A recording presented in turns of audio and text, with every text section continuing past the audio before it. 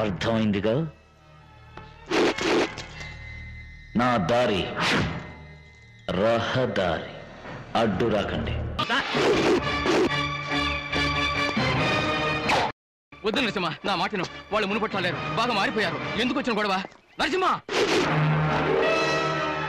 తెలుసుగా నా దారి రహదారి, ఆపొద్దు.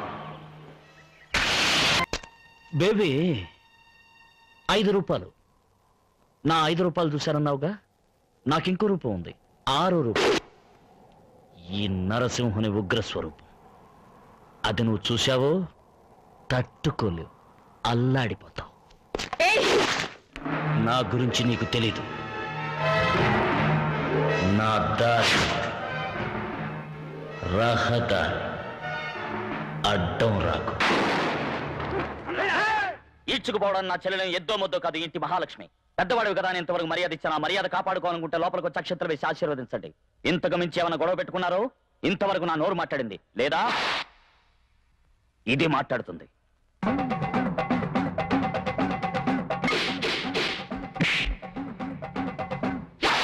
నా చెల్లెలకి ఈ పెళ్లి కొడుకుతోని వివాహం జరిగి తీరాలని దేవుడు శాసించాడు. అరుణాచలం పాటిస్తాడు. సత్యం.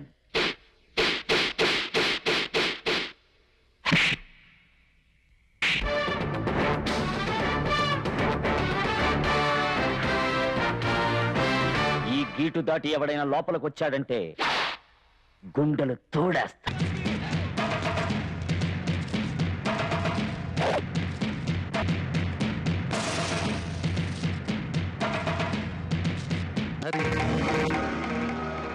నా గురించి మీ అందరికీ బాగా తెలుసు.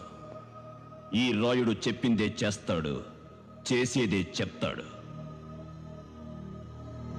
అది కాదు రాయుడు గారు.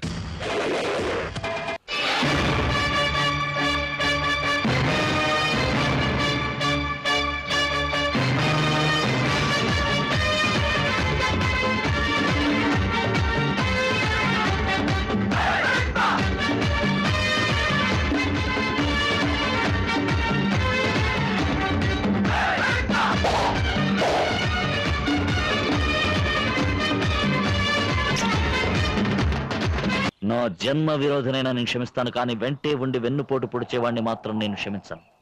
నువ్వు ప్రాణాలతో ఉన్నంత వరకు నాకు కనపడకూడదు. కనిపించావో నీ ప్రాణాలు తీస్తాను.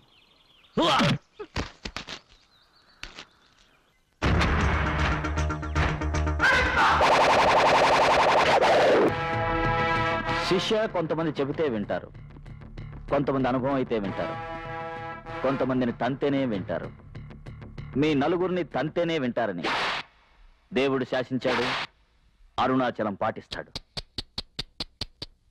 సత్యం.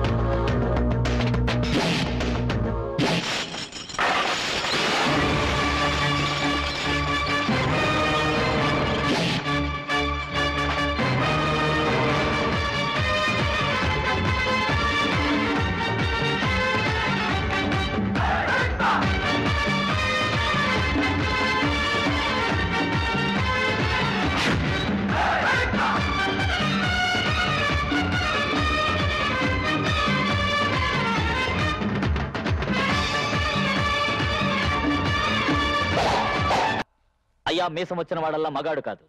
మీసం వచ్చిన తర్వాత తల్లిదండ్రులు ఎంత ఆస్తిపరులైనా అందులో ఒక చెల్లిగా కూడా తాకుండా తను కష్టపడి సంపాదించి వాళ్ళకి ఎవడైతే తిండి పెడతాడో వాడేనయ్యా అసలైన మగాడు.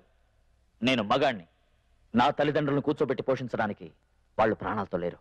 వాళ్ళు సంపాదించిన డబ్బు అనుభవించడానికి నాకు హక్కు లేదు. వస్తాను.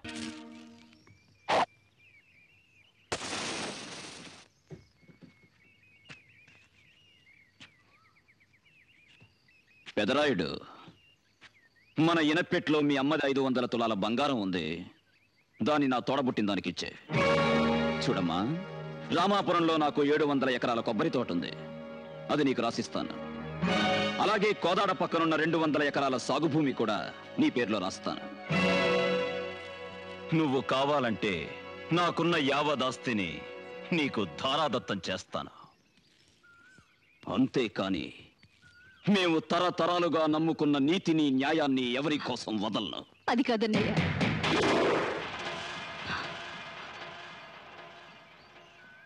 నా దారి రహదారి.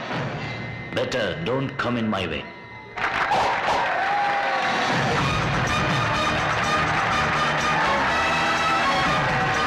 నాకెన్ని కష్టాలు ఉన్నాయో మీకు తెలుసా? అందుకే చావడానికి వచ్చావు. చావు.